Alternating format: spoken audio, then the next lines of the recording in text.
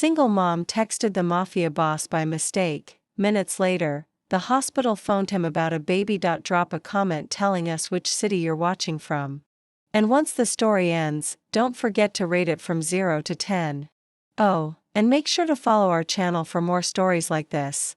Now, sit back and enjoy every detail. The fluorescent lights of St. Catherine's Hospital hummed overhead, casting everything in that sickly yellow glow that made even healthy people look half dead. I'd been staring at those lights for 3 hours now. My daughter Lily burning up with fever in my arms while we waited in the emergency room that smelled of antiseptic and desperation. At 26, I should have had my life together.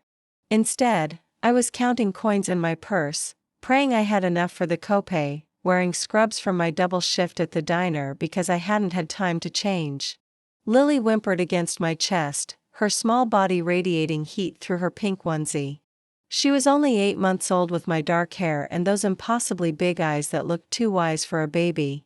The eyes that reminded me every day of my mistake, of Marcus, her father, who disappeared the moment I showed him the positive pregnancy test. Good riddance, my mother had said. But it didn't make the nights any easier. Didn't make the bills any smaller.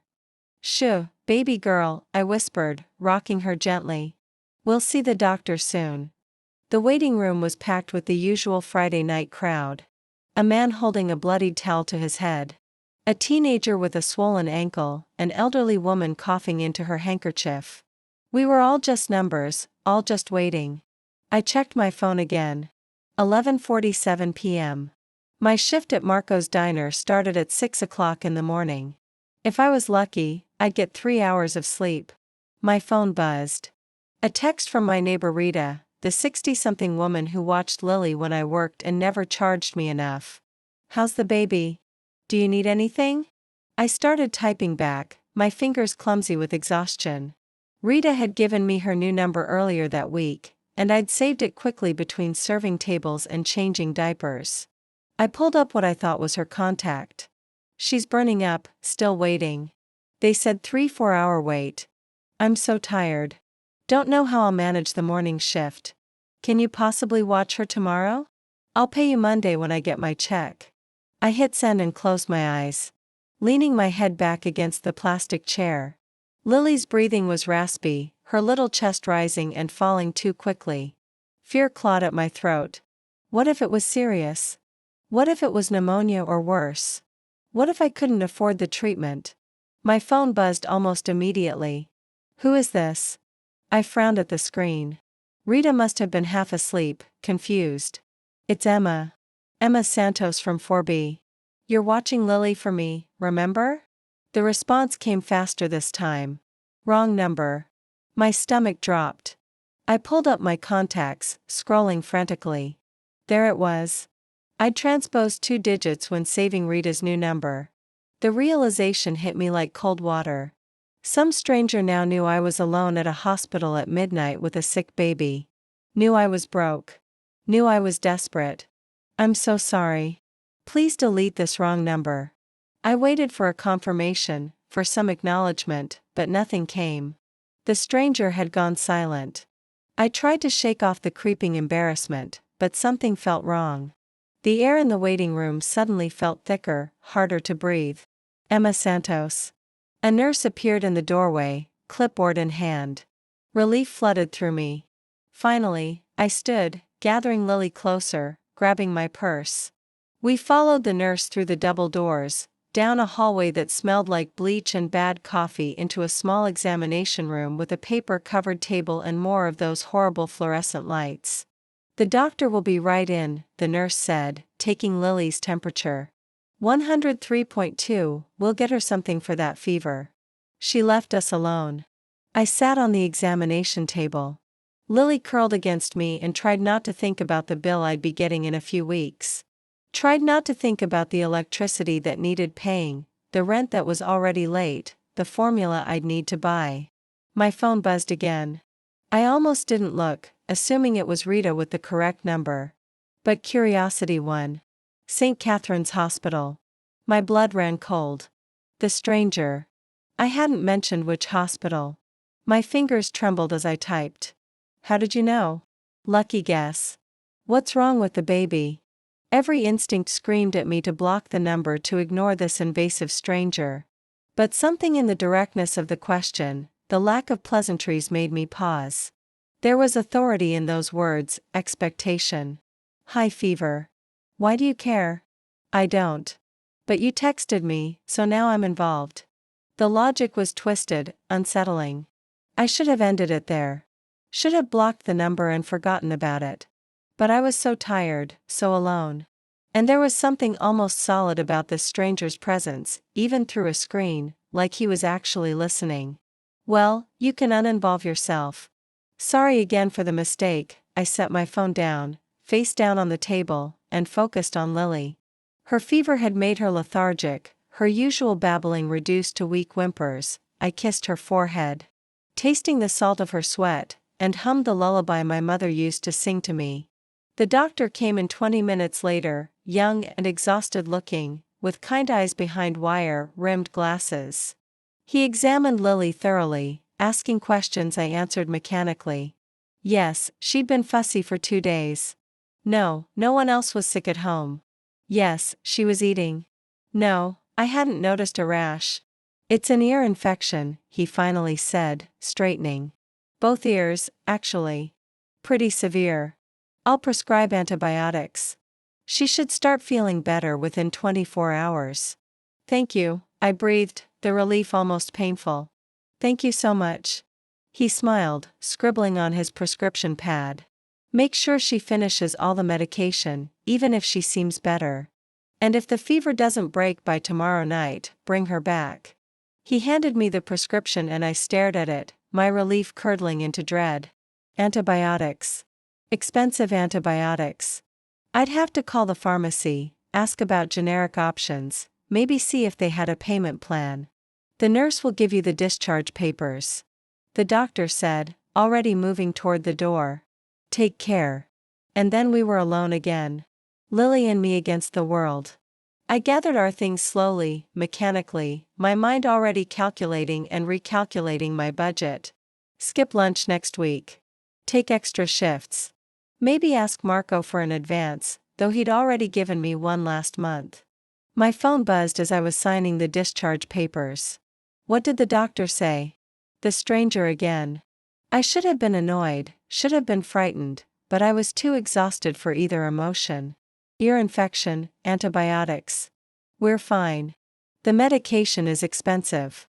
It wasn't a question. Somehow this stranger knew.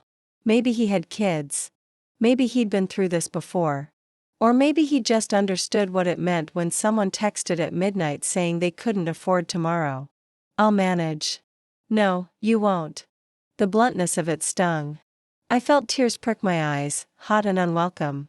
Who was this person to judge me? To see through my careful pretending? I have to go. I blocked the number with shaking hands, shoved my phone in my purse, and carried Lily out into the cold November night. The parking lot was nearly empty. Just a few cars scattered under the orange street lights. My Honda was in the far corner, the driver's side door still dented from where Marcus had backed into a pole 6 months ago, right before he left. I was halfway to my car when I noticed the black SUV. It was parked directly under a street light, impossibly clean and clearly expensive with tinted windows that reflected the orange glow. Everything about it screamed money and power. The kind of vehicle I saw in movies, not in the hospital parking lot at 1 o'clock in the morning. As I passed it, the driver's side door opened. A man stepped out and the air changed. He was tall, broad-shouldered, wearing a suit that probably cost more than my car. Even in the dim light, I could see the sharp cut of his jaw. The dark hair slicked back the way he moved with absolute certainty. He couldn't have been much older than 35, but he carried himself like someone who'd lived 100 years, seen everything, feared nothing. Behind him, another man emerged from the passenger side, bigger, scarred, watching me with the flat eyes of a predator. Emma Santos. The first man's voice was deep, accented with something I couldn't place.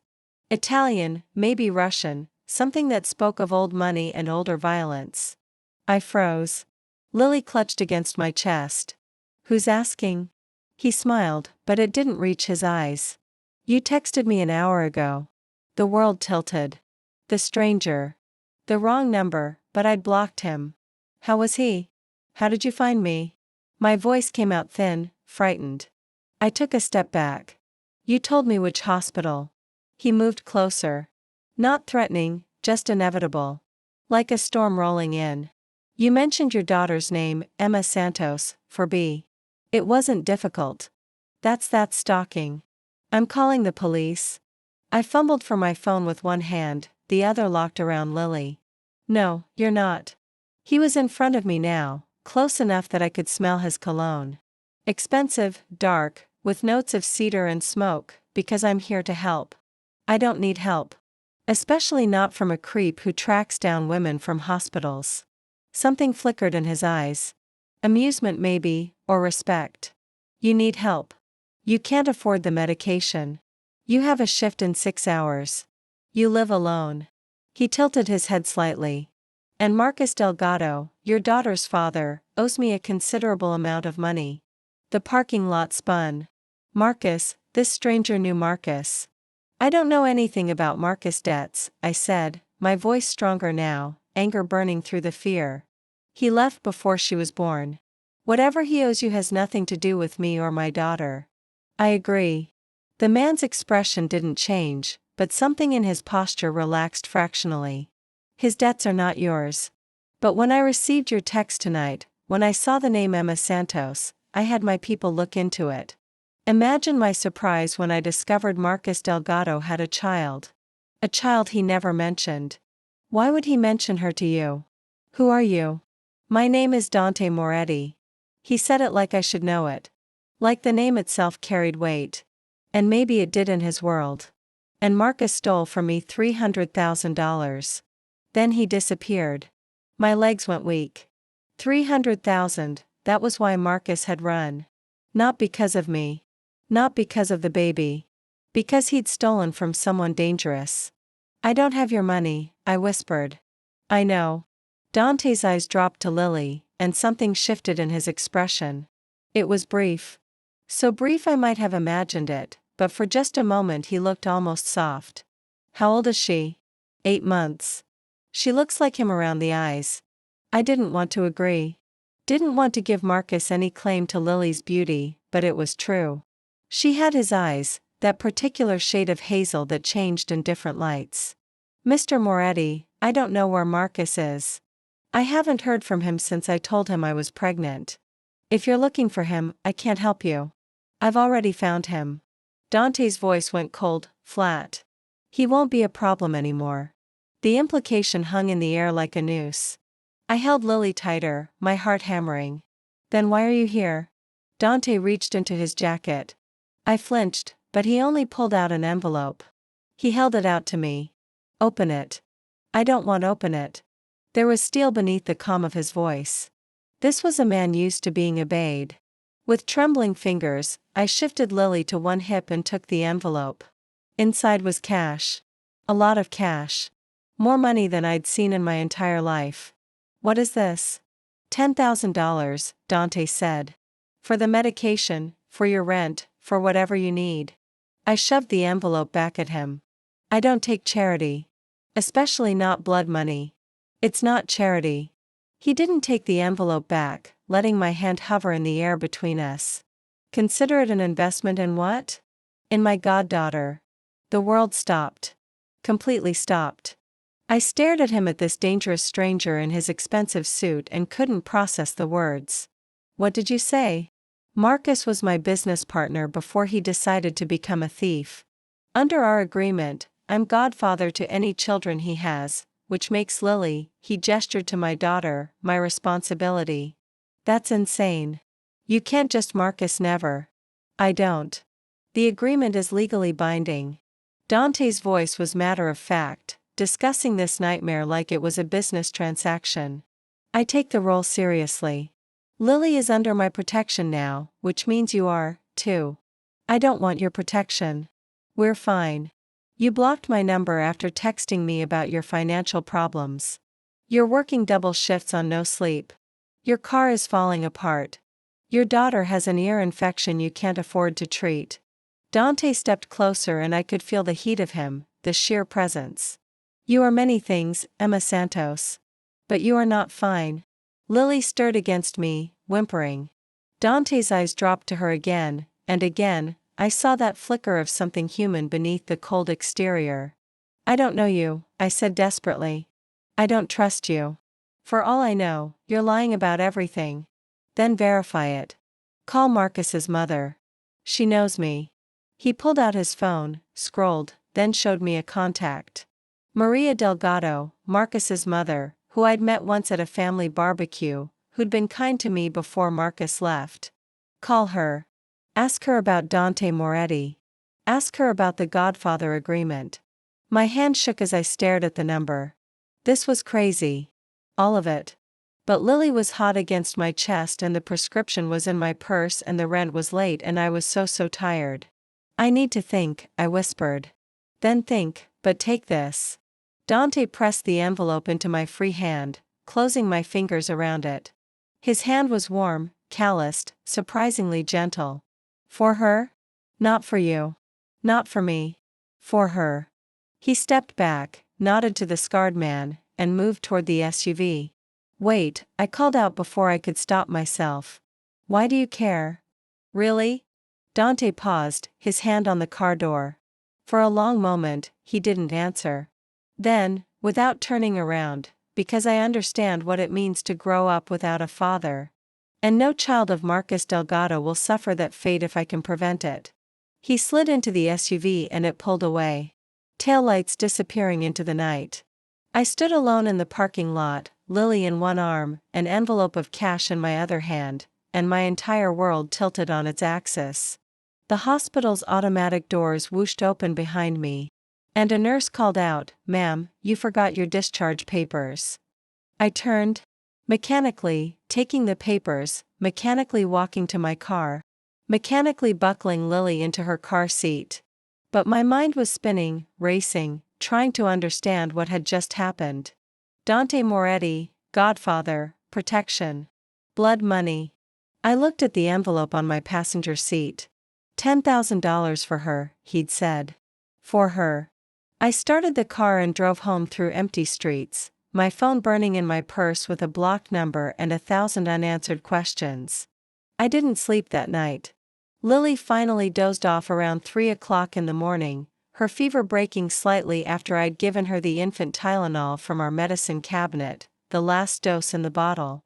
I'd laid her in her crib, watching her chest rise and fall, her little fists curled beside her face, and felt the weight of Dante Moretti's envelope like a stone in my pocket. Our apartment was small, cramped, but it was ours. One bedroom that Lily and I shared, a living room barely big enough for our second-hand couch, a kitchen with appliances that worked when they felt like it. The walls were thin enough that I could hear Mrs. Chen upstairs walking around.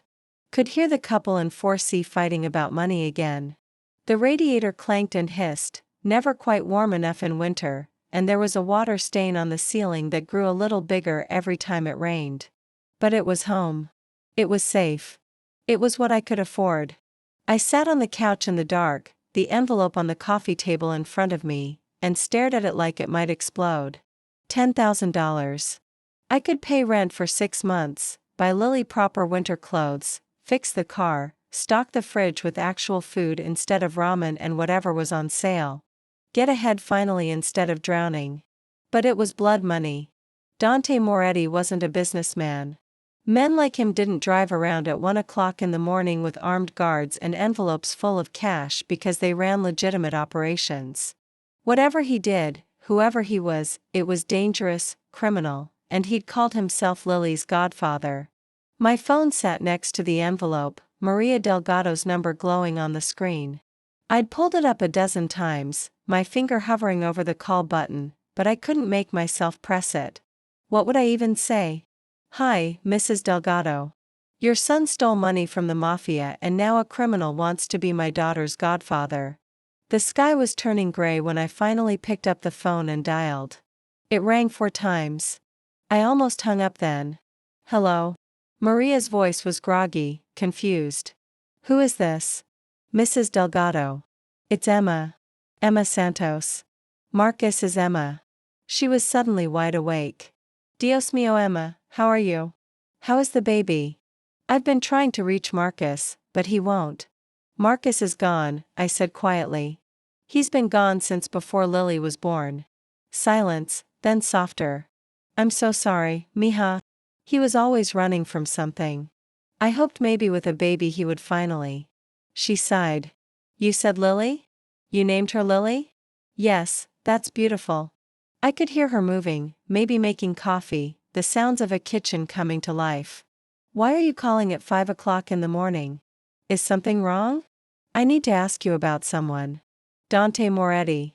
The silence that followed was different. Heavier. When Maria spoke again, her voice was careful, measured.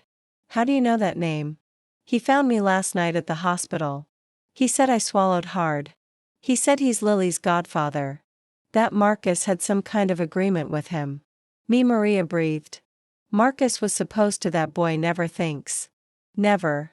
So it's true. This agreement exists. Yes. Maria's voice was tight. When Marcus started working for Mr. Moretti 5 years ago, they made an arrangement traditional from the old country. Any children Marcus had would be under Mr. Moretti's protection. It was supposed to be an honor, a sign of trust. But then, Marcus, she stopped. He stole from him. I finished. You know about that. Dante told me. He said, Marcus isn't a problem anymore. Another heavy silence. Emma, listen to me very carefully. Dante Moretti is a dangerous man, but he is also a man of honor. If he says he's Lily's godfather, he means it. He will protect her with his life. But there are rules in his world. Expectations. You need to be very, very careful. My hands were shaking again. What kind of expectations? Respect? Loyalty? You don't question him in front of others. You don't never ever betray him. Maria paused. But if you follow those rules, you and Lily will be safer than you've ever been. No one will touch you. No one will dare. I don't want to be part of his world. You already are, mija. The moment Marcus got you pregnant. You became part of this. The only question is whether you accept Mr. Moretti's protection or face his world alone. I closed my eyes. What should I do? Take his help. Keep your head down. Raise your daughter and pray that Marcus' sins don't come back to haunt all of us. We talked for a few more minutes. Maria asked about Lily. Promised to visit soon. Made me promise to call if I needed anything. But her words echoed in my head long after we hung up. You already are. At 6:30, my alarm went off. I hadn't set it. I'd been awake the whole time, but the sound still made me jump. Work. I had to get to work. I dragged myself off the couch. My body heavy with exhaustion and went through the motions. Shower, coffee, wake Lily up gently, change her diaper, dress her in the little yellow outfit with the ducks on it. Her fever had dropped. Not gone, but better. The medication would help more once I filled the prescription, once I used Dante's money. Rita knocked on my door at 7:15, right on time. Her round face creased with worry. How is she? Did they figure it out? Ear infection. She needs antibiotics. I handed Lily over, grabbed my purse, tried to smile. I left bottles in the fridge. If her fever spikes again, call me immediately. Of course, of course. Rita bounced Lily gently, making soothing noises. You look terrible, mija. Did you sleep at all? A little. The lie came easily. I'll be back by 3. The diner was already busy when I arrived. The morning rush in full swing. Marco's Diner was a fixture in this neighborhood. Red vinyl booths, checkered floors, the smell of bacon grease and burnt coffee permanently embedded in the walls. I'd worked here for 3 years since before Lily, saving up for a better life that never seemed to arrive. You're late. Marco growled as I tied my apron. He was a big man, all stomach and scowl, but generally fair. Table 6 needs their order taken. Sorry, boss. I grabbed my notepad and dove into the familiar rhythm. Take orders, pour coffee, smile at customers who never looked at their waitress twice. I was invisible here, just another tired woman in a stained uniform, running from table to table for tips that barely covered gas. By 10, I was running on fumes and caffeine. My feet ached, my head pounded, and I kept thinking about Lily's fever, about the prescription I still hadn't filled, about the envelope of cash hidden in my purse in the break room. I was refilling coffee for a regular old Mr. Patterson, who came in every day and always left exactly $2. When the diner went quiet, it was subtle at first. Conversations didn't stop exactly, but they lowered. People glanced toward the door, then quickly away. Even Marco, bellowing orders from the kitchen, went silent. I turned around. Dante Moretti stood in the doorway. He wore a different suit today, charcoal gray, perfectly tailored, with a black shirt underneath that made him look like he'd stepped out of a funeral or a movie about beautiful, deadly things. His dark eyes swept the diner with the precision of a man cataloging exits and threats. And when they landed on me, I felt it like a physical touch. Behind him, the scarred man from last night, his guard, his shadow, took up position by the door, watching, always watching. Emma. Dante's voice carried across the diner. Not loud, but somehow impossible to ignore. We need to talk. Every eye in the place was on me now. I felt my face burn. Felt the weight of their curiosity and fear. Marco appeared from the kitchen, his expression caught between alarm and confusion. Emma, you know this guy? My voice wouldn't work properly. I met him last night. Well, tell him this ain't a place for. Marco looked at Dante again. Really looked at him, and whatever he saw made him swallow the rest of his sentence. Tell him to make it quick. We're busy. Dante's lips curved slightly. Not quite a smile. Of course. He walked toward me, and I swear the temperature in the room dropped. People moved out of his way without seeming to realize they were doing it. An instinctive response to predator. He stopped in front of me close enough that I had to tilt my head back to meet his eyes. You didn't fill the prescription, he said. How did you? I stopped. Of course, he knew. He probably had people watching me. The thought made my skin crawl, and something else I didn't want to examine. That's none of your business. Everything about Lily is my business now. His voice was calm. Matter of fact, you're making this harder than it needs to be. I didn't ask for your help. No. You accidentally texted me and fate decided I should be involved. He reached into his jacket and I tensed, but he only pulled out a phone. A new phone still in its box. Your number is already programmed in. Mine is the only other contact. You need something, you call me. I don't want this. Isn't a negotiation, Emma. His eyes were dark, patient, but underneath was steel. You have a child to think about. Your pride is a luxury you can't afford. The words hit harder because they were true. I hated that they were true. I'll fill the prescription today, I said quietly. With my own money. You don't have enough. It wasn't a question.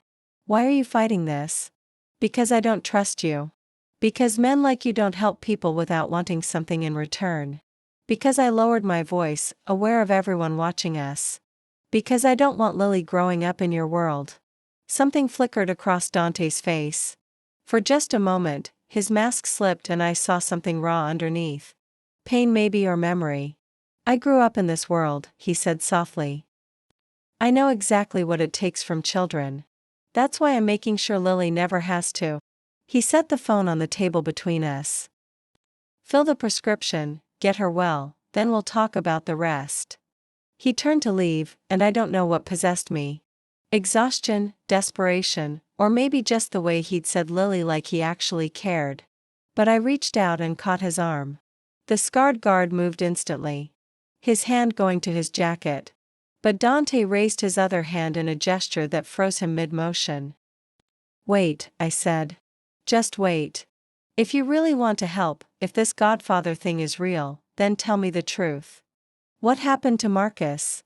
Dante looked down at my hand on his arm, then back up at me. You want the truth? Yes, he's alive, barely. He's working off his debt in one of my warehouses. When he's paid back what he stole, he can go. His voice was cold, clinical. He doesn't know about you or Lily. I haven't told him. Why not? Because a man who runs from his responsibilities doesn't deserve to know about them. Dante gently removed my hand from his arm, but he didn't let go immediately. His thumb brushed across my knuckles, barely a touch, but I felt it everywhere. He had something precious and threw it away. His loss is my gain. Before I could process that, before I could ask what he meant, he was gone. The SUV pulled away from the curb and the diner slowly came back to life. Conversations resuming in hushed, excited tones. Marco appeared at my elbow. "What the hell was that?" "I don't know," I whispered, staring at the phone on the table. "I really don't know." The rest of my shift passed in a blur. Customers asked questions I deflected. Marco watched me with worried eyes, and the phone sat in my apron pocket like a promise and a threat all at once. At 2:30, I couldn't take it anymore. I told Marco I was sick, which wasn't entirely a lie, and left early. I drove to the pharmacy, the envelope of cash still in my purse, and stood in line behind a mother with 3 kids and an elderly man arguing about his insurance. When it was my turn, I handed over the prescription with shaking hands. "That'll be $287, the pharmacist said. I opened the envelope. The cash was crisp, new, organized in neat stacks. I peeled off $300 bills, took the change, and shoved the rest back in my purse before I could change my mind. The antibiotics were in a white paper bag, innocent and ordinary, but they felt like chains. I drove home too fast, my mind racing. When I opened the apartment door, Rita looked up from where she was playing with Lily on the floor. "You're early. Is everything?" She stopped, seeing my face. "What happened?" "I need you to watch her a little longer." I set the medication on the counter, grabbed my purse. "There's something I need to do, Emma." "You look like you're about to do something stupid." "Probably." I kissed Lily's forehead, breathed in her baby smell, milk and powder and something indefinably hers. "But I need answers." I had Dante's number now, and I was done being afraid. Back in my car, I pulled out the new phone he'd given me. One contact, Dante Moretti. My finger hovered over the call button. Maria's words echoed in my head. "You don't question him in front of others. You don't refuse his help. And you never ever betray him." But I wasn't in front of others now, and I needed to understand what I'd gotten myself into. I pressed call. He answered on the first ring. "Emma, I want to see where Marcus is." The words came out in a rush. "If he's really alive, if he's really working for you, I want to see him." Silence. "Then why?" "Because I need closure. Because Lily deserves to know her father existed, even if he was a coward. Because," my voice cracked, "because I need to look him in the eye and know that leaving us was his choice, not yours." More silence. I could hear voices in the background, muffled, speaking in what sounded like Italian. "Address is being sent to your phone now," Dante said finally. "Be there at 7 tonight. Come alone." "I don't have anyone to watch." "I'll send someone." "A woman. She's worked with children before. Completely vetted. She'll arrive at 6:30. His voice softened slightly. "This isn't a place for a baby, Emma. What you're about to see, she shouldn't be there." "What am I about to see?" "The consequences of betrayal and what it means to be under my protection." The line went dead. I sat in my car outside my apartment building, watching the numbers change on my dashboard clock, and wondered if I'd just made the biggest mistake of my life. Or if the biggest mistake had been texting a wrong number at midnight, and everything after was just fate catching up with me. Either way, at 7 o'clock tonight, I would see Marcus again, and I would finally understand exactly what Dante Moretti wanted from me. The phone buzzed. An address in the industrial district followed by a single line. "Don't be late. And Emma, wear something you don't mind getting dirty." My hands were shaking again, but this time it wasn't from fear. It was anticipation. The woman who arrived at 6:30 was not what I expected. She was older, maybe 50, with silver-streaked hair pulled back in a neat bun and kind eyes that crinkled at the corners when she smiled. She wore simple clothes, jeans, and a cardigan, and carried a bag that jingled with what sounded like toys. "Mrs. Santos, I'm Teresa." Her voice was warm, accented with the same Italian LLT as Dante's. "Mr. Moretti sent me to watch the baby." I stood in the doorway, Lily on my hip, every instinct screaming not to let this stranger into my home. But Teresa just waited patiently, her smile never wavering, until finally I stepped aside. She just had her medication, I said, my voice tight. She should sleep soon. There are bottles in the fridge if she wakes up hungry.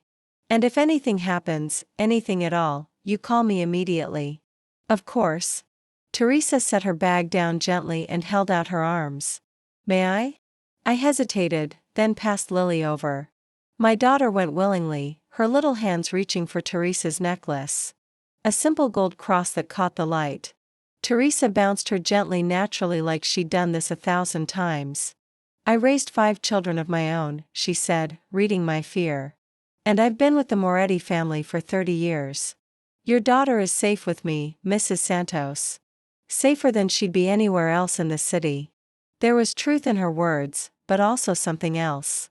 A reminder, the Moretti family, not just Dante, but an entire organization, a world I was stepping into.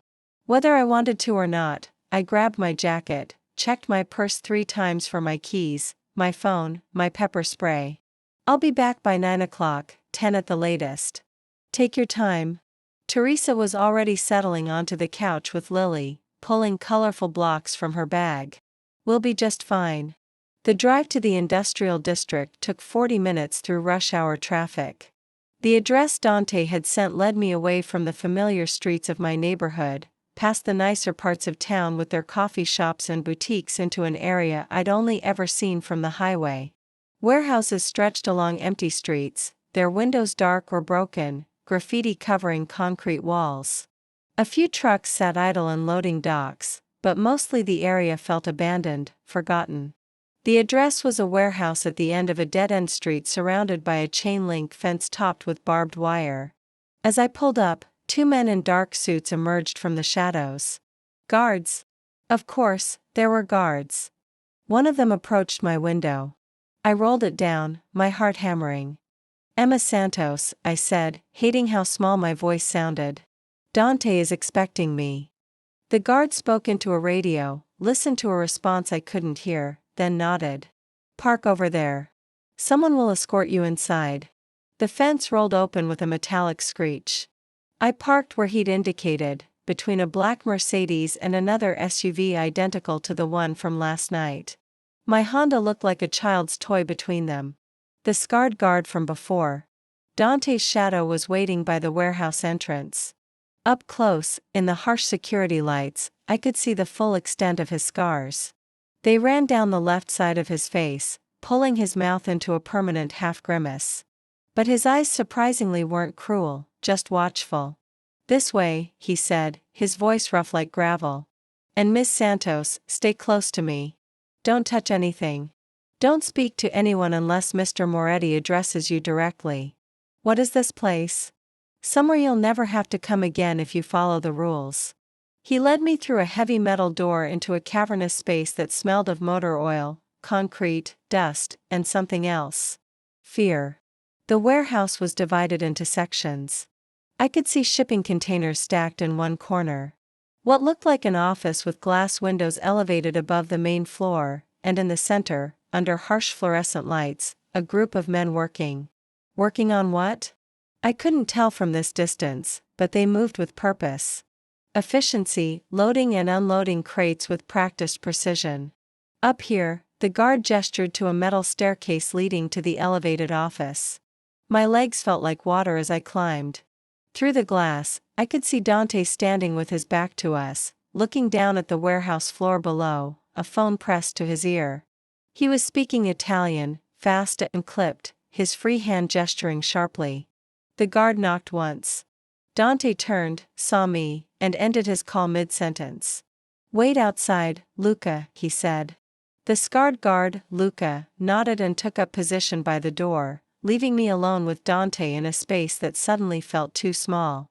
You came, Dante said, pocketing his phone. He studied me with those dark, unreadable eyes. I wasn't sure you would. You said I could see Marcus and you trust me enough to come alone to a warehouse in the middle of nowhere. A ghost of a smile touched his lips. Brave or foolish, I haven't decided which neither. Just desperate for answers. I forced myself to meet his gaze. Where is he? Dante moved to the glass window overlooking the warehouse floor and gestured for me to join him. I walked over slowly, aware of how close we were standing, how the air seemed charged between us. There, he said, pointing.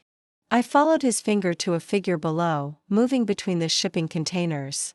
Even from this distance, even after a year, I recognized him. Marcus. His dark hair was longer now, pulled back in a ponytail, and he'd lost weight. But it was unmistakably him.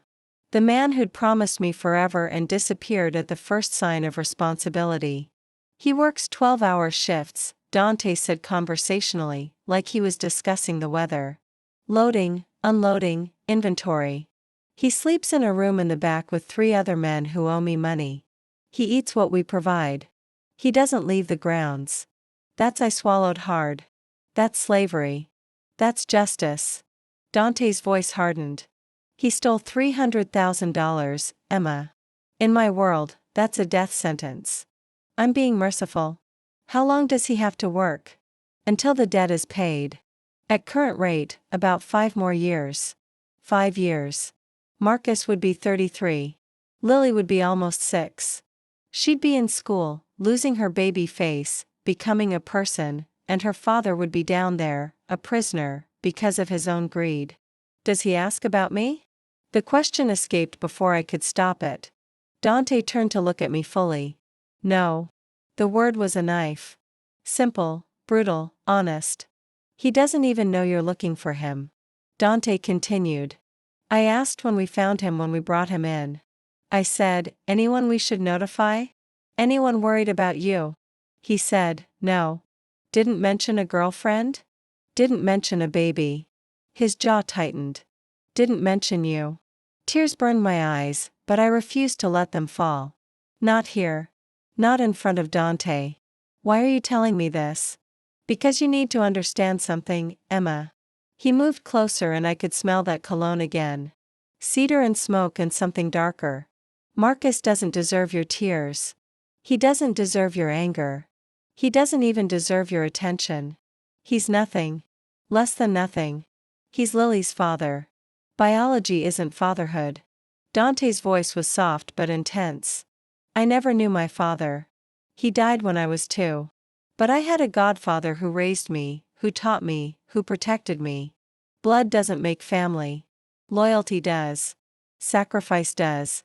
I stared at him, at this dangerous man who spoke of family like it was sacred, who'd tracked me down because of a wrong number and decided my daughter was his responsibility.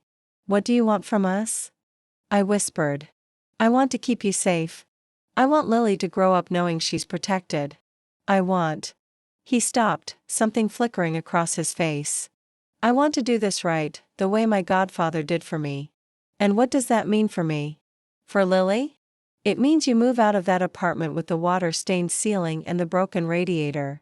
It means Lily sees the best doctors, goes to the best schools. It means you never have to work double shifts at a diner again, never have to count coins for medication. He paused. It means accepting that your life has changed and fighting it will only make things harder. You're talking about controlling us. I'm talking about protecting you. There's a difference. Is there? I gestured to the window to Marcus below. Because from where I'm standing, protection looks a lot like a cage. Dante's expression hardened.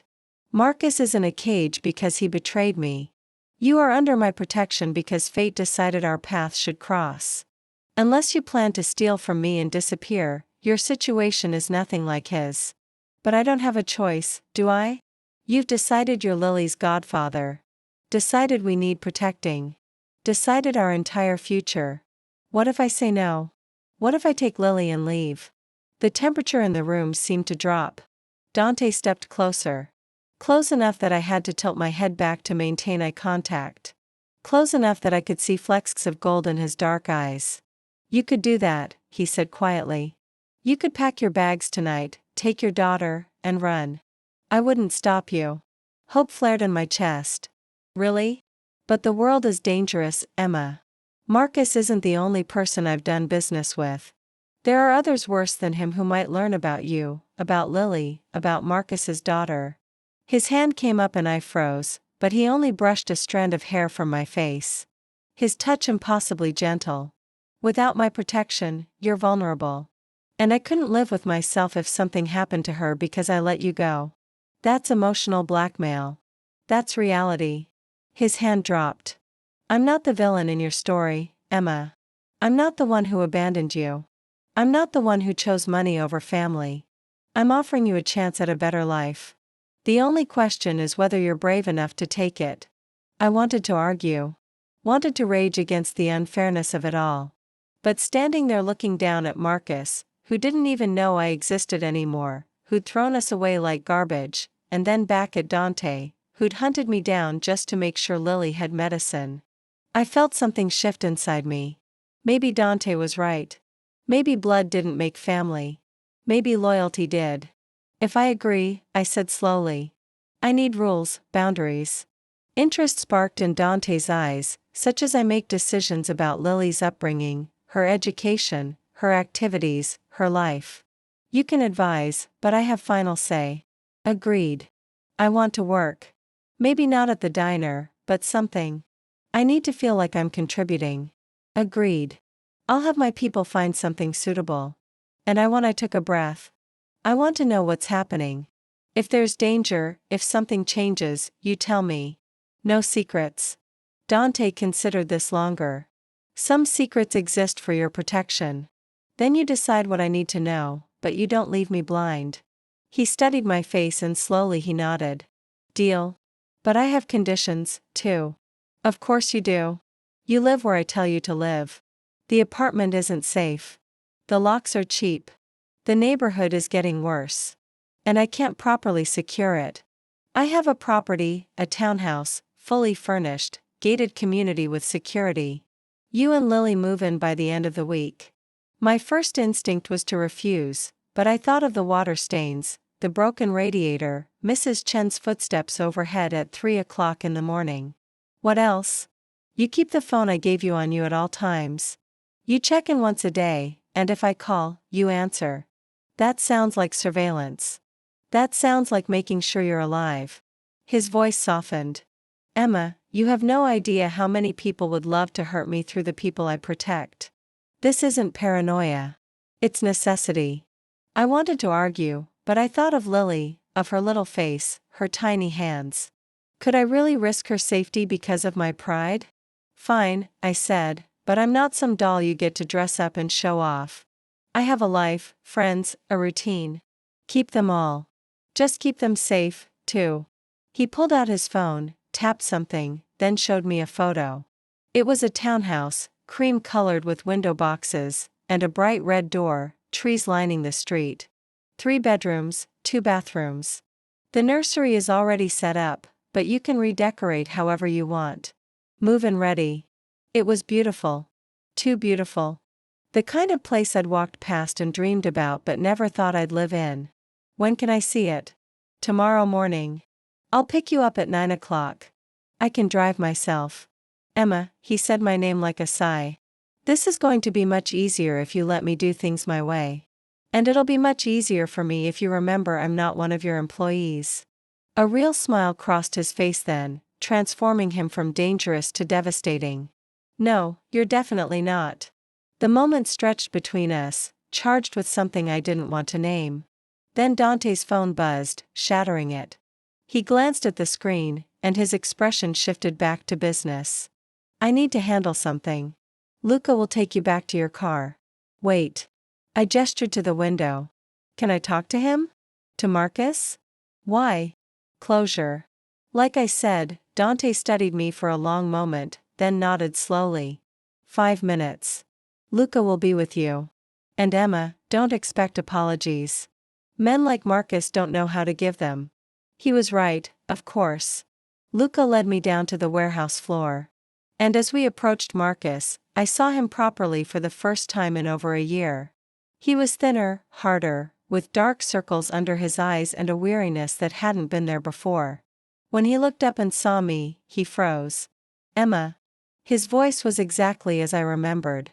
The voice that had whispered promises, that had said he loved me, that had gone silent when I needed it most. Hello, Marcus. He looked around nervously at Luca, at the other workers who'd stopped to watch. What are you doing here? How did you then understanding dawn me? He told you. He did. Look, whatever he said about me, it's you have a daughter. The words came out flat, cold. Her name is Lily. She's 8 months old. She has your eyes. Marcus went pale. Emma, I couldn't you couldn't what? Couldn't stay. Couldn't face responsibility. Couldn't even mention us when they asked if anyone cared you were gone. It's not like that. But his eyes were darting, looking for escape. And I saw him for what he truly was. A coward, a child in a man's body, always running. What's it like then, Marcus? Explain it to me. I was scared. Okay. The money, the pressure, Moret's people breathing down my neck. I panicked. I made mistakes. But I was going to come back. I swear I was going to. You weren't. I stepped closer and he actually flinched. You forgot about us the moment you left. And you know what?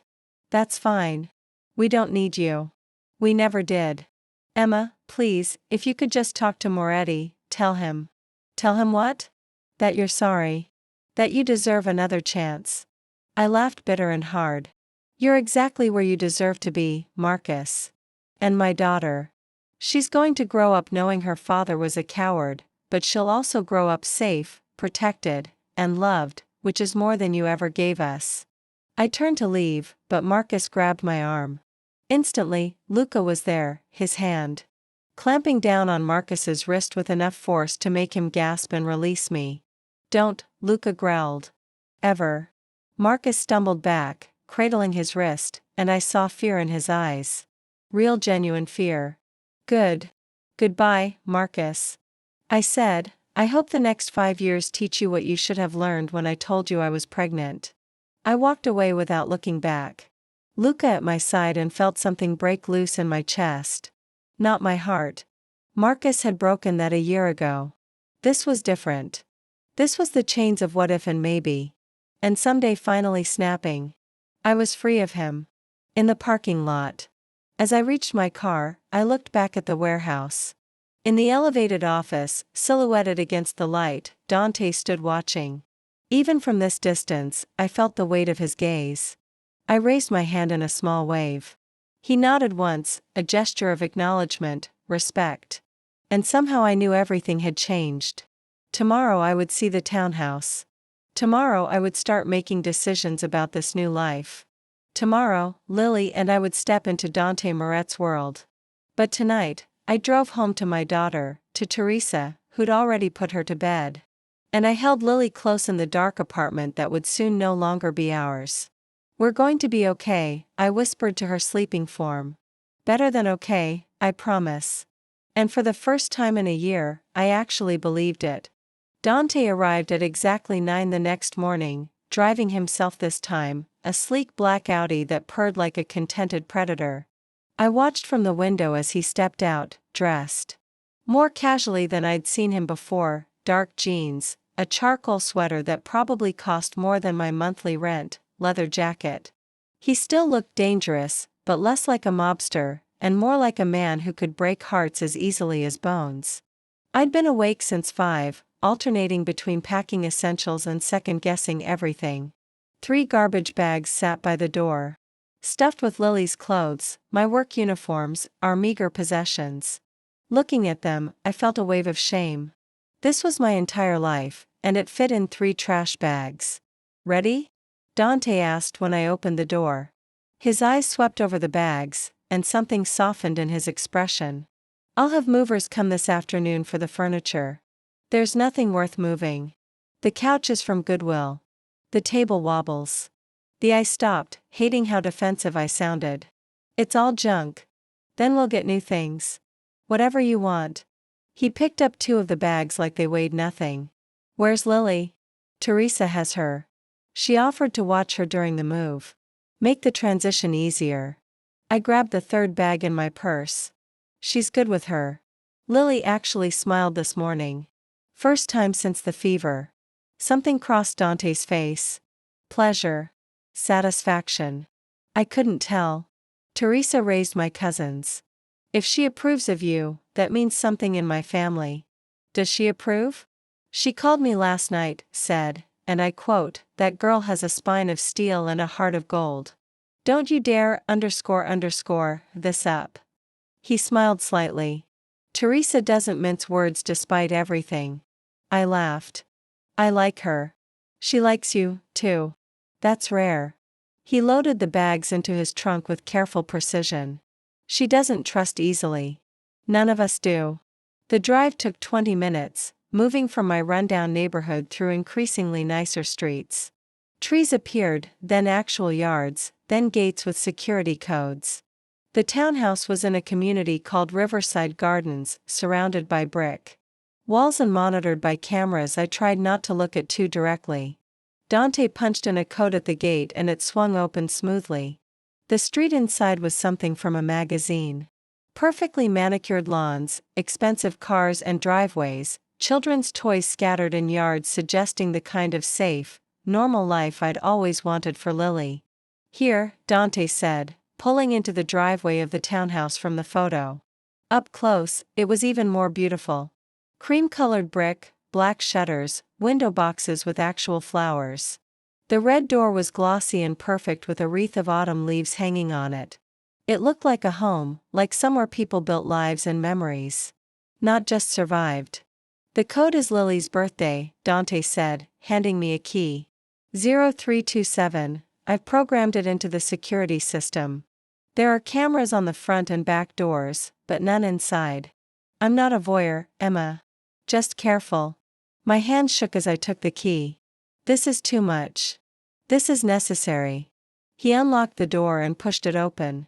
After you. The interior stole my breath. Hardwood floors gleamed under morning light streaming through large windows. The living room was furnished with a comfortable-looking sectional in soft gray. A coffee table with actual books on it. Artwork on the walls that looked original, not printed. An open-concept kitchen gleamed with stainless steel appliances and granite countertops. Everything was clean, tasteful, perfect. Upstairs, Dante said, watching my reaction with unreadable eyes. I climbed the stairs in a daze. 3 bedrooms, just like he'd said. The master was spacious with a king-sized bed already made up in white linens, an ensuite bathroom with a tub I could actually soak in. The second bedroom had been set up as an office with a desk and bookshelves and a window overlooking the backyard. But the third room, I stood in the doorway, tears blurring my vision. It was a nursery, not just functional, but magical. The walls were painted a soft sage green with hand-painted flowers climbing up one corner. A white crib with delicate scroll work sat against the wall, mobile hanging above it with felt clouds and stars.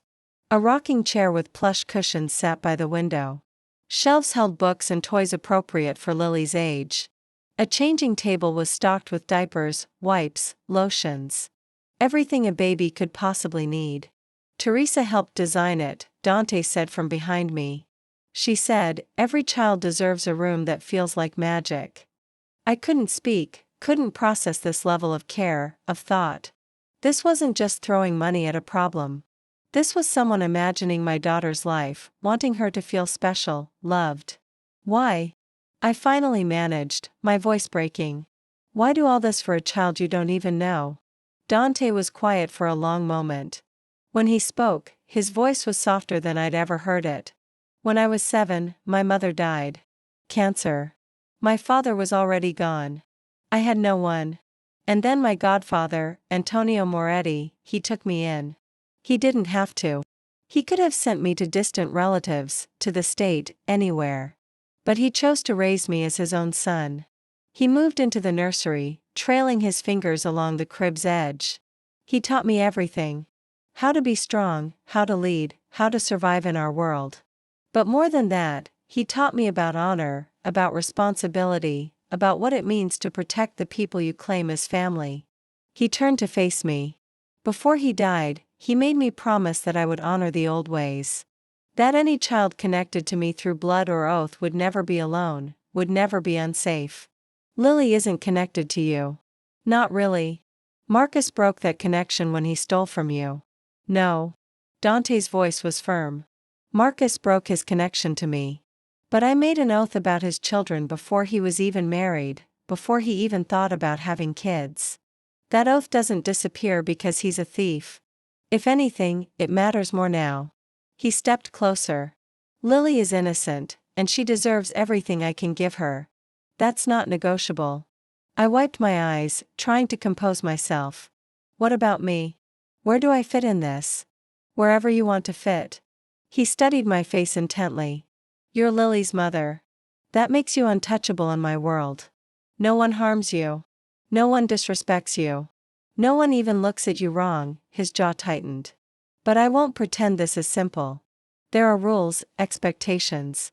People will watch you, judge you, assume things about our relationship. What kind of things? That you're my mistress, my girlfriend, my weakness. He said it matter-of-factly, like discussing the weather. In my world, women connected to men like me are either family or property. You're neither, which will confuse people. So, what am I? Dante held my gaze, something intense and unnameable burning in his dark eyes. You're under my protection. That's all anyone needs to know. But it wasn't all I needed to know. Standing in this perfect nursery, in this perfect house, with this dangerous man who'd upended my entire life in 3 days. I needed to understand what he wanted, what this really cost. Dante, be honest with me. What do you gain from this? What's your angle? No angle. He said it simply, but his eyes were complex, layered with things I couldn't read. I gain peace. I gain knowing I honored my oath. I gain he stopped, seeming to reconsider his words. I gain the satisfaction of doing right by a child who deserves better than what fate gave her. That's it. Just obligation and satisfaction. What else would there be? Everything I wanted to say. The way he looked at me sometimes like I was a puzzle he was trying to solve. The way his voice softened when he talked about Lily. The way he'd arranged this house, this life with such careful attention to detail. Men didn't do that for obligation. They did it for something deeper. But I didn't say any of that. Instead, thank you for all of this. It's more than I ever expected. You deserve more than you expect, Emma. He moved toward the door. I'll bring your bags up. Get settled. Teresa will bring Lily by this afternoon. And tomorrow, he paused. Tomorrow I'd like to take you shopping for Lily, for you, for anything you need to make this place feel like home. I can't afford. I can. His tone left no room for argument. And before you tell me you don't want my money, remember that this isn't about you. It's about giving Lily everything she needs, including a mother who isn't exhausted and stressed and wearing herself into the ground. He left before I could respond, his footsteps echoing down the stairs. I stood alone in the nursery, running my hands over the soft blankets in the crib, the books on the shelves, the mobile that tinkled gently when I touched it. This was real. This was happening. My daughter would sleep in this room, play with these toys, grow up in this house, safe, protected, loved. The thought should have brought pure relief. But underneath it was something more complicated, because Dante Moretti was becoming real to me, too. Not just a dangerous stranger, not just Lily's godfather, but a man. A man with a past that shaped him, principles that guided him, and eyes that saw more than I wanted him to see. I spent the afternoon unpacking our meager belongings, which looked ridiculous, scattered through the spacious rooms. My work uniforms hanging in a closet designed for a full wardrobe. Lily's handful of toys spread across shelves meant for dozens more. Our poverty had never felt more obvious than it did in this abundance. Teresa arrived at 3 with Lily, who'd been fed, changed, and was in the best mood I'd seen her in days. The antibiotics were working. Oh, mija. Teresa's eyes went wide as she stepped inside. This is beautiful. Mr. Moretti did well. He said, you helped design the nursery. I made suggestions. He made decisions. She handed Lily to me, and my daughter immediately grabbed for my hair, babbling happily. That man has good instincts when he listens to them. Come show me everything. We toured the house together, Teresa pointing out details I'd missed. The security panel by the back door. The emergency contacts already programmed into the house phone. The fully stocked pantry and refrigerator that had appeared while I was upstairs. He thinks of everything, Teresa said. Opening cupboards to reveal dishes, pots, pans, everything a kitchen needed. Sometimes too much, too fast. But his heart is in the right place. Does he have family besides you and the cousins you raised? Teresa's expression grew careful. He has the family he's built. The people who work for him, who he protects. Blood family. She shook her head. Most are gone. His mother, his godfather, his grandmother. There are cousins in Italy, but they're distant. Mr. Moretti is a lonely man, Emma. Powerful, feared, respected, but lonely. He doesn't seem lonely. The loneliest people never do. Teresa touched my arm gently. Be patient with him. He's not used to having people question him, challenge him, but I think she smiled. I think you're good for him. I'm not here for him.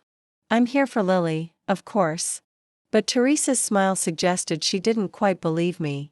That evening, after Teresa left and Lily was bathed and fed and drowsing in my arms, I sat in the rocking chair in the nursery and called my mother. She answered on the first ring. Emma, I've been trying to reach you all day. Your neighbor Rita said you moved. What's going on? I'd been dreading this conversation. My mother, Rita Santos, was fierce and protective and would lose her mind when she learned about Dante, but she deserved the truth. Mom, something happened. Something complicated. I took a breath. Remember Marcus, Lily's father? That Penjo? What about him? He got involved with dangerous people. Owed them money. And through a series of crazy circumstances, I ended up meeting his boss, I guess. A man named Dante Moretti. Silence. Then Moretti, Emma, please tell me you're not involved with the Moretti family. My stomach dropped. You know them? Everyone knows them. Mija there. She lowered her voice. They're mafia. Real mafia, not just criminals. They control half the city. Emma, what have you done? I didn't do anything. Marcus made an agreement with Dante years ago about godparents. And now Dante says Lily is his goddaughter. He's given us a house, Mom. A safe house in a good neighborhood. He's protecting us. Protecting you from what? From Marcus' enemies. From anyone who might come looking for revenge. From I stopped realizing the truth, from being alone and vulnerable. My mother was quiet for a long time. Is he good to you? This Dante, I looked around the perfect nursery, thought about the medication, the house, the way he'd called Lily innocent. He's honorable in his way. And what does he want in return? Nothing. He says it's about the oath, about tradition. Men like that always want something, Emma. Maybe not now, maybe not soon, but eventually. Her voice softened. Just be careful, okay? Don't fall for the money, the protection, the pretty words. Remember who he is, what he does. I know, Mom. I'm being careful. But as I hung up and looked down at Lily, sleeping peacefully in my arms, I wondered if it was already too late for careful. Because careful would have meant never texting that wrong number. Careful would have meant running when Dante first appeared. Careful would have meant not feeling my heart skip when he said my name. My phone buzzed. A text from the number I now recognized instantly. Everything okay? Do you need anything? I stared at it, my mother's warnings echoing in my head. Then I typed back, we're fine. The house is perfect. Thank you. His response came quickly. Good. Sleep well, Emma. Tomorrow we shop, then dinner. I want to introduce you to some people. What people? My family. The ones who will protect Lily when I'm not around. My heart hammered. Meeting his family meant becoming real in his world. Meant crossing a line I couldn't uncross. Okay, don't worry. They'll love you. I set the phone down and carried Lily to the crib, laying her down gently among the soft blankets and stuffed animals. She sighed in her sleep, one small fist curling near her face, and looked more peaceful than I'd ever seen her. This was right. This house, this safety, this chance at a better life. No matter what it cost me, no matter what complications arose, Lily deserved this. And if that meant navigating Dante Moretti's world, learning his rules, meeting his family. If it meant pretending my pulse didn't race when he stood too close. If it meant ignoring the way his eyes lingered on me like I was something precious, then that's what I would do for her. Only for her. I repeated it like a mantra as I got ready for bed. As I lay in sheets that smelled like lavender and felt like clouds. As I stared at the ceiling of a house I'd never dreamed I could live in only for her. But in the dark, honest part of my mind, I knew I was lying. Because when Dante had said I deserved more than I expected. When he'd looked at me with those intense eyes. When he'd created this perfect space for my daughter. Some part of me had started to wonder what it would be like if this wasn't just about obligation. If it was about something more, something dangerous, something that felt terrifyingly like fate. The restaurant was the kind of place I'd only seen in movies. Dim lighting, white tablecloths, waiters, and actual tuxedos gliding between tables like dancers. Crystal chandeliers cast soft light over patrons who wore their wealth casually, the way I wore my jeans. Dante had sent a dress to the house that morning. Deep emerald green, simple but elegant, with a note that said simply, "Wear this." I'd almost refused on principle. But when I tried it on, when I saw how it transformed me from tired single mom into someone who belonged in his world, I'd kept it on. Now, walking through the restaurant with Dante's hand on the small of my back, I felt every eye turn toward us, curious, assessing, judging. "Relax," Dante murmured near my ear. "You look beautiful." They're staring because they're jealous. They're staring because they're wondering who I am and what I'm doing with you. Let them wonder. His hand pressed more firmly against my back, possessive and reassuring at once. All that matters is that they know you're mine to protect. The word mine shouldn't have sent heat through me. But it did. We were led to a private room in the back where 5 people already sat around a table. 3 men and 2 women, all watching our approach with varying degrees of interest and suspicion. "Everyone," Dante said, his voice carrying easy authority. "This is Emma Santos. Emma, this is my family." He introduced them one by one. Luca, the scarred guard I already knew, who nodded at me with something almost like respect. Marco, Dante's cousin, younger and handsome in a careless way, who looked me over with open curiosity. Giovanni, an older man with silver hair and sharp eyes, who Dante described as his conciliar, his advisor, and the 2 women. Isabella, Marco's wife, elegant and coolly beautiful. And Sofia, Giovanni's daughter, who smiled at me with genuine warmth. "So, you're the one who's got Dante rearranging his entire life?" Isabella said, sipping her wine. "Interesting. I haven't rearranged anything," Dante said, pulling out my chair before sitting beside me. "I'm fulfilling an oath, right?" "An oath?" Marco grinned. "That's why you spent 3 days personally overseeing the house setup, vetted the security yourself, and have been checking your phone every 5 minutes to make sure she's okay." Dante's expression didn't change, but I felt him tense beside me. The baby had an ear infection. I was being thorough. "Uh-huh." Marco's grin widened, but Sophia kicked him under the table. I saw him wheeze, and the teasing stopped. Dinner was surreal. They talked business and careful code, never saying anything explicitly illegal, but making it clear they were discussing operations, territories, problems that needed handling. But they also talked about normal things. Isabella's daughter's upcoming recital, Marco's obsession with learning to make authentic carbonara, Sophia's new job at an art gallery. They treated me carefully at first, like I was made of glass or might bolt at any moment. But as the evening progressed, as I answered their questions about Lily and held my own in conversation, something shifted. They relaxed, accepted. "How old is your daughter?" Sophia asked, leaning forward with genuine interest. 8 months. She just started trying to crawl. "Oh, that's such a fun age before they can really get into trouble." Sophia smiled. "I'd love to meet her sometime.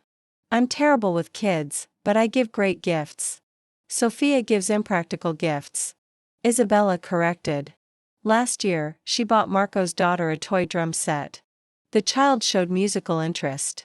"The child showed interest in making noise," Marco muttered, but he was smiling. Watching them banter, seeing the easy affection beneath the hard exterior, I started to understand. This was Dante's family, not the organization, not the business. These people who knew him, challenged him, cared about him. Emma, Giovanni said, his voice cutting through the laughter. May I ask you a frank question? The table went quiet. Dante stiffened beside me, but I nodded. Of course. Why did you agree to this arrangement? The house, the protection, entering this world. You could have refused, taken your daughter, and disappeared. Why didn't you? I thought about lying, about giving the easy answer. But these people valued honesty. Dante valued honesty. Because I was tired, I said quietly. Tired of struggling alone. Tired of being afraid. Tired of counting pennies while my daughter needed medicine. And because I glanced at Dante, found him watching me with those intense eyes. Because he made me a promise that Lily would never be unsafe, never be alone. And I believed him. Do you still believe him? Giovanni pressed. Yes. Even knowing what we are, what we do. I don't know what you do. Not specifically. And maybe that makes me naive, but I straightened my shoulders. I know you're dangerous. I know you operate outside the law. But I also know Dante kept his word about everything. The house, the security, even the way he treats me with respect, not like property. So yes, I believe him. Silence. Then Giovanni smiled, a real smile that transformed his stern face.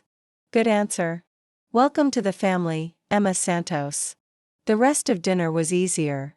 They told stories about Dante as a child, his godfather, Antonio, the ways their world worked. Isabella even pulled me aside in the bathroom, touching up her lipstick while studying me in the mirror. You're good for him, she said finally. Everyone keeps saying that. I don't see how. Because you don't treat him like he's God. You question him, challenge him, make him explain himself. She kept her lipstick, turned to face me. Dante's been alone for years. Oh, he has us, has the organization, but alone in the ways that matter. He needed someone to care about, someone to protect. You gave him that. I gave him an obligation. That's different.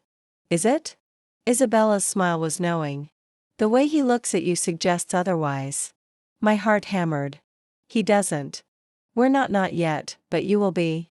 She squeezed my hand. Just don't wait too long. Men like Dante, they don't know how to ask for what they want in matters of the heart. You have to meet them halfway. Before I could respond, she swept out of the bathroom, leaving me staring at my reflection. The woman looking back was different from the one who'd stood in the hospital parking lot 4 days ago. Better dressed, yes, but also stronger, more certain, more dangerous. When we left the restaurant, Dante's hand found the small of my back again, guiding me to his car. But instead of opening my door, he paused. Walk with me, he said.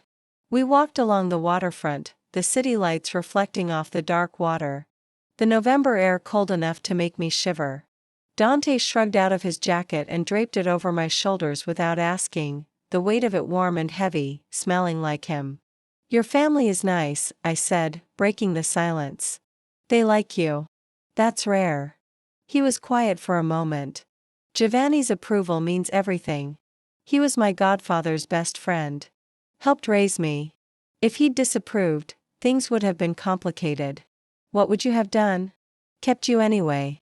He said it simply, like it was obvious. But it's better this way. We walked further and I could feel him building up to something. The tension in his shoulders, the way he kept glancing at me then away. Emma, I need to tell you something. My stomach dropped. What?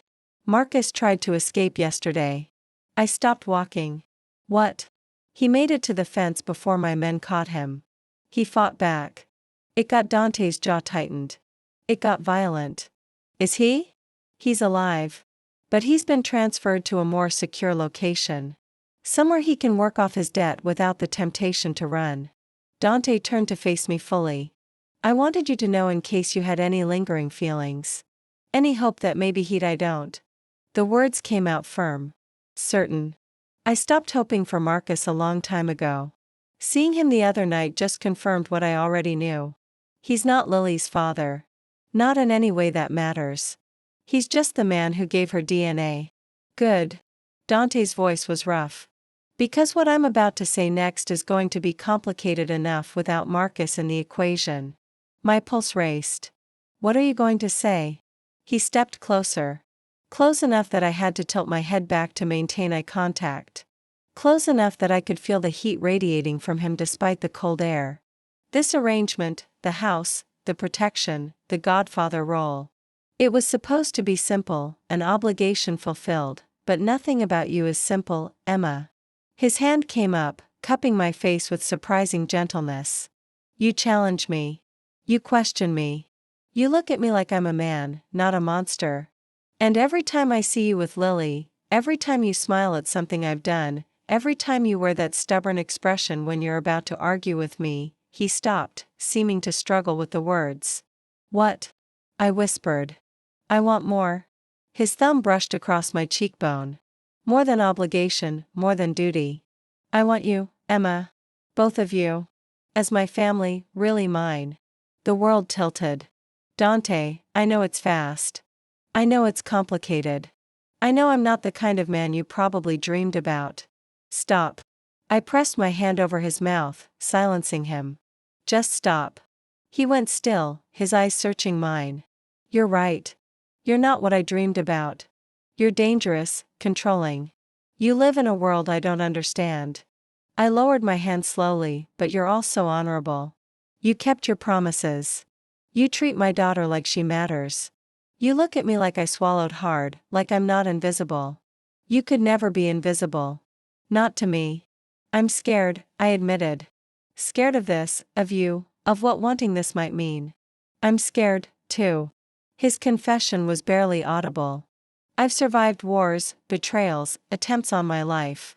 But the thought of you walking away, of losing this chance, his other hand came up, framing my face. That terrifies me.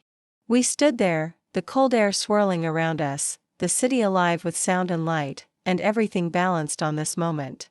I could step back, could thank him politely, and keep our relationship professional, safe, could protect my heart the way he protected everything else, or I could step forward. I stepped forward. Our lips met softly at first, tentative, testing. But then his arms came around me, pulling me against him, and the kiss deepened into something desperate and claiming and inevitable. He tasted like wine and danger and promises. And I felt something inside me finally give way. When we broke apart, both breathing hard, Dante pressed his forehead against mine. Come home with me, he whispered. Not the townhouse. My home. Let me show you everything. All of it. No more secrets. What about Lily? Teresa is with her. She'll stay as long as we need. His hands ran down my back, holding me close. I want you to know who I am, Emma. What I've done, what I'm capable of. And then I want you to choose. Really choose. Not because you're obligated. Not because you're scared, but because you want this, too. It should have terrified me. But standing there in his arms, feeling safer than I'd felt in years, I nodded. Okay, show me. His house was a mansion in the hills, all stone and glass and security. He walked me through it room by room, showing me the office where he conducted business. The armory that made my blood run cold, the files that detailed every operation. Every connection, every dark corner of his empire. This is what I am, he said, his voice steady, but his eyes betraying vulnerability.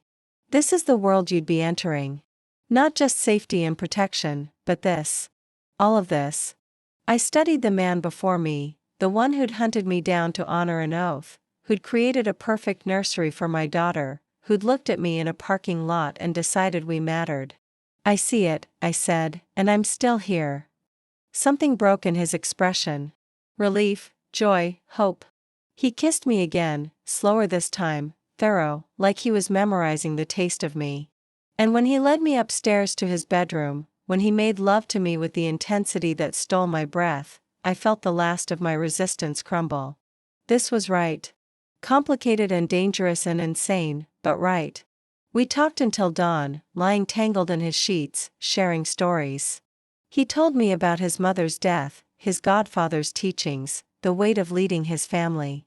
I told him about my childhood, my dreams, my fears. We mapped each other's scars and secrets, building something new from our broken pieces. When sunlight streamed through the windows, he propped himself up on one elbow, looking down at me with soft eyes. "Marry me." I blinked. "What?" "Marry me. Make this real. Let me be Lily's father in truth, not just tradition. Let me be your husband, your partner, your—" He stopped, seeming to search for words. "My godfather used to say that family isn't just blood. It's choice. I choose you, Emma. Both of you. Choose me back." It was insane. We'd known each other less than a week. But lying there, looking into his eyes, I realized something. I'd been choosing him from the moment I stepped out of that hospital. Every decision, every risk, every moment I'd trusted him, it had all been leading here. "Yes," I whispered. His smile was blinding, transformative. "Yes. Yes, I'll marry you.